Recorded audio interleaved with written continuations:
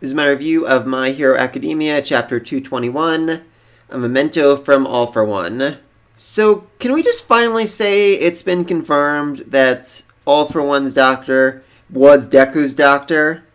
I know that's a theory that's been going on for a while now, but, I mean, comparing these two side by side, they look a lot alike.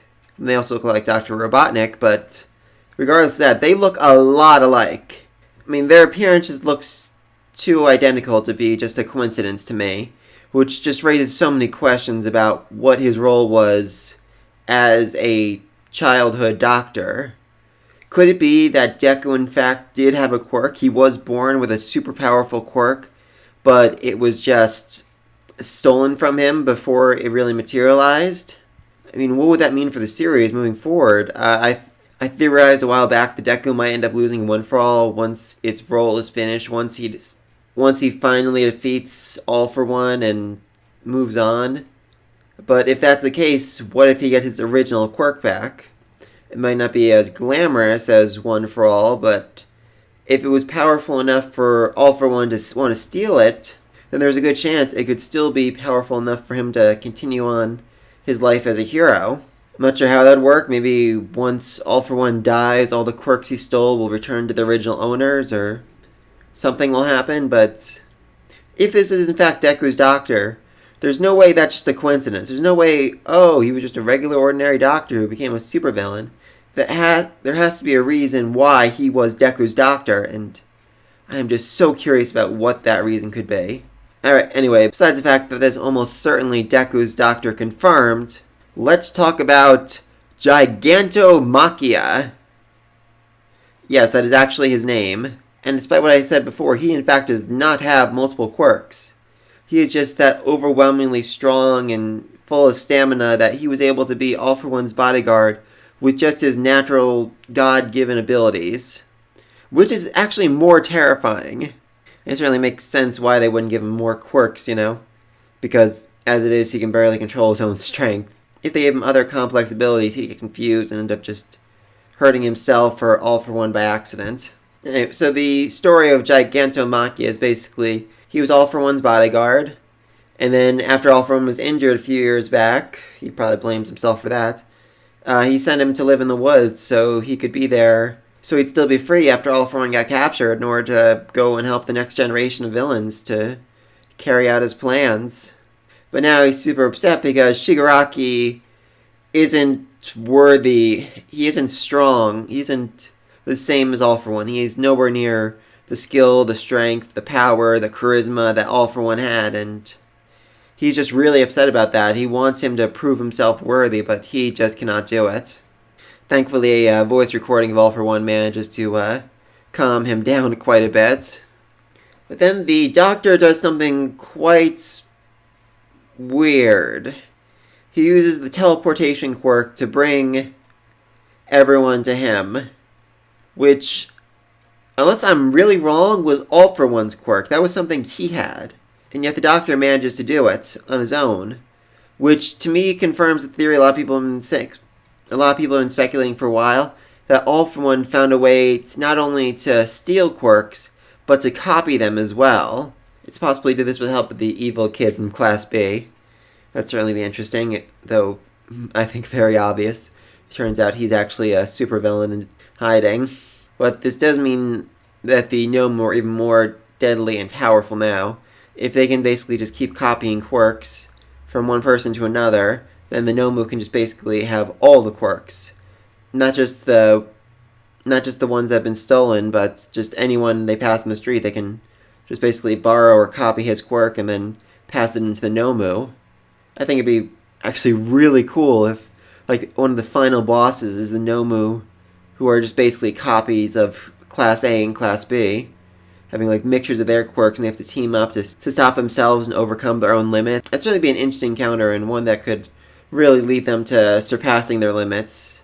Naruto Shippuden did that at one point with Lee's team. I thought that was pretty cool. But now we're in the Doctor's secret headquarters with the new Nomu, and they are actually terrifying. Unlike the Nomu we've seen in the past, which were giant, grotesque monsters, these things are almost human-like. it appears that they managed to make it through the process without being malformed in some of the more significant ways, and while I doubt any of them could pass as human, this is a quirk-based society, so things like them could be seen walking down the street without arising too much suspicion. A few of them also seem to have robot legs, which I am curious why. Maybe they lost their legs and they were being stitched together, or the particular quirks they have put too much weight on legs for them to be able to stand. I'm not sure about that. Also a very interesting focus on Dobby this chapter. At least 2 times he's complimented for being so bright and insightful, and that's not something we've really seen from him in the past. The encounter to have him before is basically him just blind rage and anger and aggression, but it is possible he's like secretly smart. This is like a long shot, 1,000 to 1 odds, but if it turns out he is Endeavor's son, it could be he's undercover, not with any government agency or anything, but he joined the organization of his own accord in order to leak information and bring them to justice somehow. I don't know, I think that could certainly be an interesting twist in the end where Endeavor's son gets revealed to be a villain, he's hated, and then it reveals that his son is actually a hero in disguise this entire time. That's certainly a less likely twist, but given that everyone already thinks that Dobby is Endeavor's son, it'd be a very interesting twist on a twist that people see coming. But then the Doctor runs away, which, odd. He didn't want to be seen face to face, which, if it turns out he is Deku's doctor, he might be like a well-known specialist in the field. They didn't want people recognizing him. He didn't want them to know his face, know his daytime life, because he's still using that to steal quirks or do something. But he hides and even says, if you try to look at my face too directly, I'll send you away. Pretty good name. Daruma Ujiko. But even that, he says, is a name I give myself for now, which really raises my speculation that this is in fact not his real name. He is actually known by a real name somewhere in the world. And he's like a famous doctor with a second life. He doesn't want those 2 lives interfering with each other because he's using both of them to keep moving forward and expand. And that'd certainly be interesting if that is the case. It might be that Deku ends up seeing him again at some point. He's like a quirk specialist, and they go, or Eri. That would be interesting. That would be amazing. They need a. That could be. I would not be surprised by that at all if they're like, oh, we should take Eri to a quirk specialist. I know someone. Deku's like, oh, I know him. He was my doctor when I was a kid. I mean, that'd be definitely an interesting way for it to go. Plus, then they could get Eri's quirk, which would literally just make them gods. Terrifying, terrifying gods, assuming they could control it and it can be copied. Though I'm sure she'd be all for having her quirk taken away.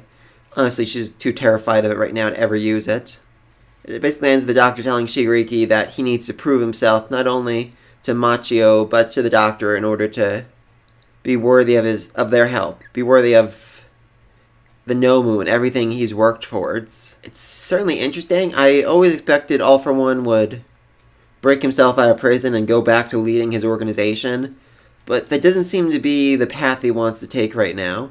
I'm not sure if he's doing it because he just wants to see All Might suffer going against his former teacher's grandson or what, but it's a very interesting path they're taking, and I'm just so excited to see what happens next.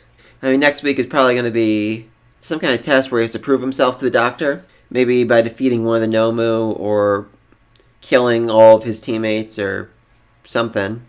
But yeah, so that's my thoughts. My Hero Academia, a good chapter this week. I'm definitely saying it is confirmed the 2 doctors are the same person, or at the very least, like twin brothers.